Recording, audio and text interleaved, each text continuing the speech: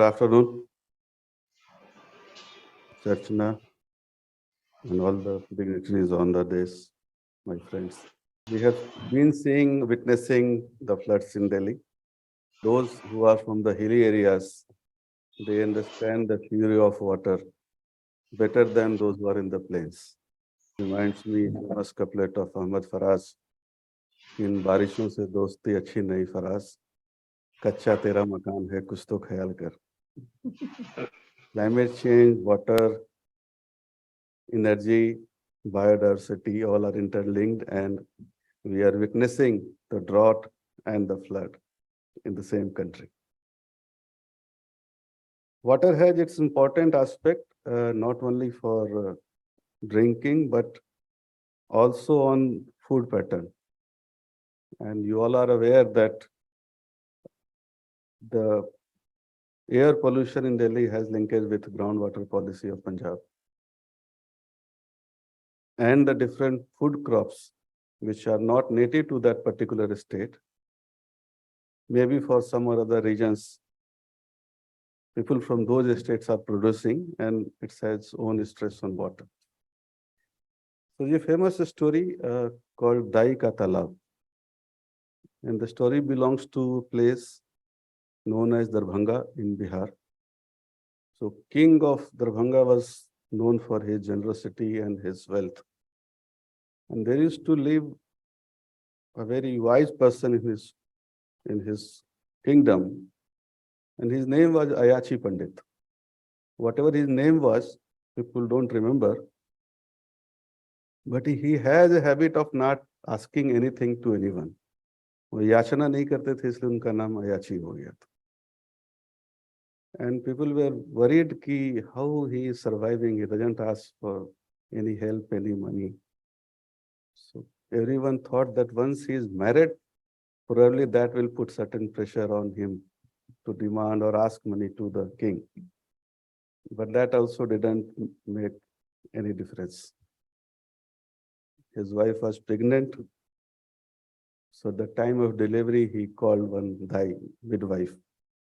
She helped her, and a baby boy was born.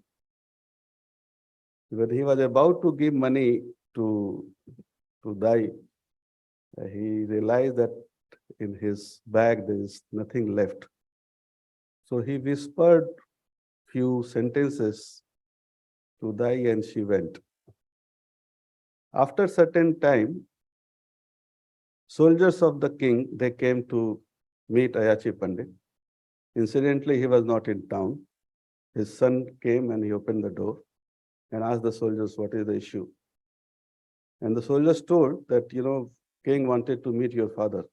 And he told, my father is not there, but inform the king.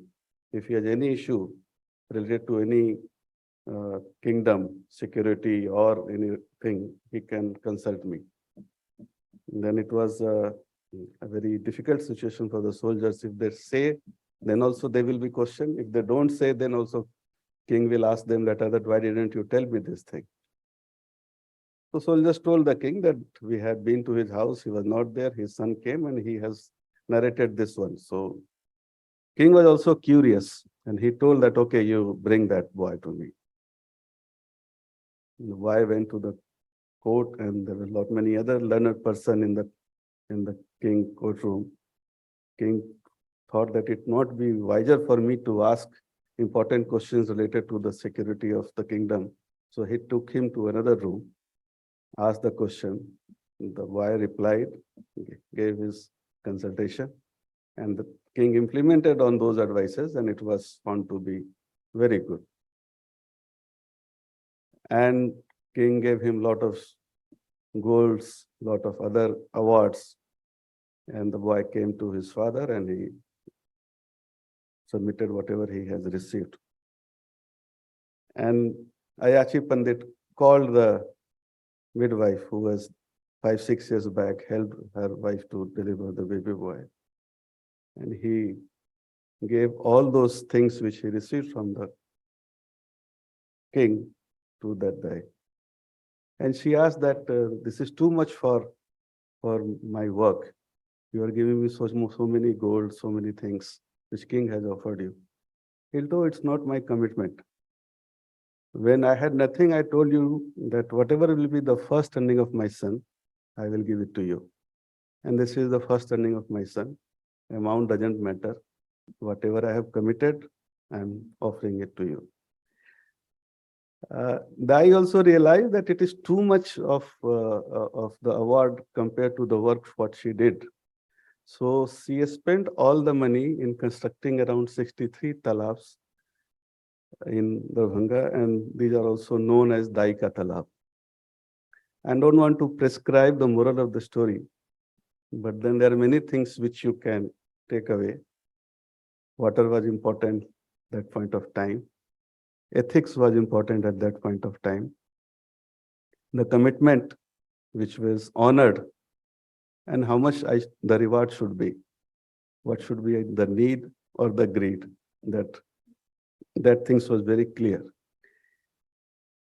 In Atharvaved, it is written, Mata Bhumi Putroham Prithviya Prajanna Pitasa Una Pirpatu.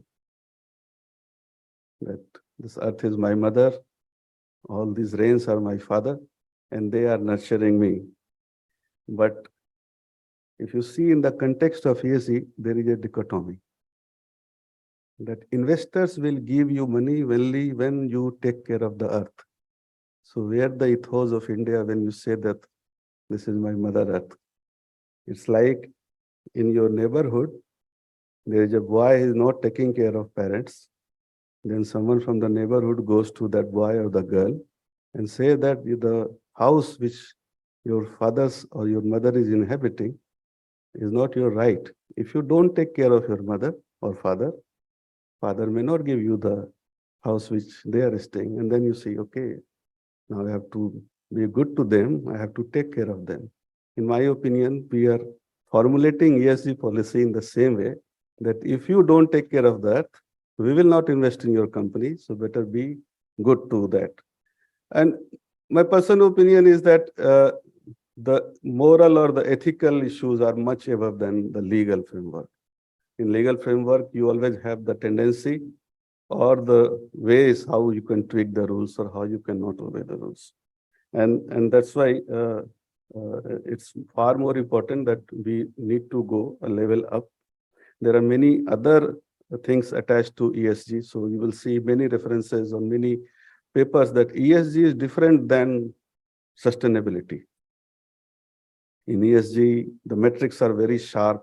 Sustainability is broader, but it again confuses the people because the government of India guidelines through SEBI, it talks about ESG, but the name is Business Responsibility and Sustainable Reporting. So you are saying both are different. Why you are having the name on the sustainability reporting? So there are 31 such names. Corporate Citizenship Report, Global Citizenship Report. And sometimes it confuses the person who is reading that which is the actual ESG report. 31 such names. And there are different agencies also who are coming with the different reporting standards.